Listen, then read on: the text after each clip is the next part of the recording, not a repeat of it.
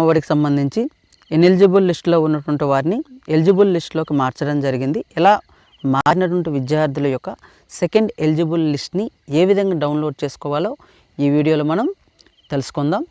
ముందుగా జగనన్న అమ్మఒడి హెచ్ఎం లాగిన్లో మీరు లాగిన్ అవ్వాల్సి ఉంటుంది. ఇంతకుముందు వీడియోలోనే మనం ఏ విధంగా హెచ్ఎం లాగిన్లో లాగిన్ అవ్వాలో పెట్టడం జరిగింది. ఈ విధంగా మనం లాగిన్ అయిన వెంటనే జగనన్న అమ్మఒడి వెబ్సైట్ ఇంటర్ఫేస్ ఈ విధంగా కనిపిస్తుంది. ఇక్కడ మీరు రిపోర్ట్స్పై మీ యొక్క ఫింగర్ని ఇలా ఉంచండి. ఉంచగానే మీకు ఇక్కడ డౌన్లోడ్ అమ్మఒడి లిస్ట్స్ 2020-21 కనిపిస్తుంది. దానిపై క్లిక్ చేయండి.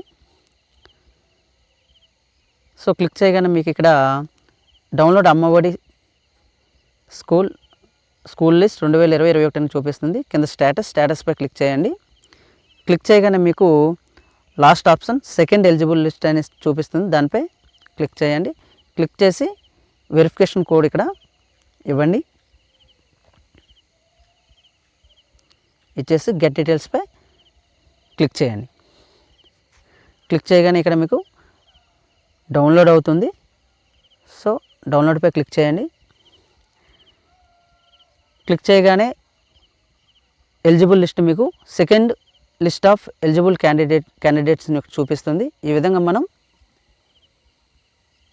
సెకండ్ ఎలిజిబుల్ లిస్ట్ని మనం డౌన్లోడ్ చేసుకోవచ్చు.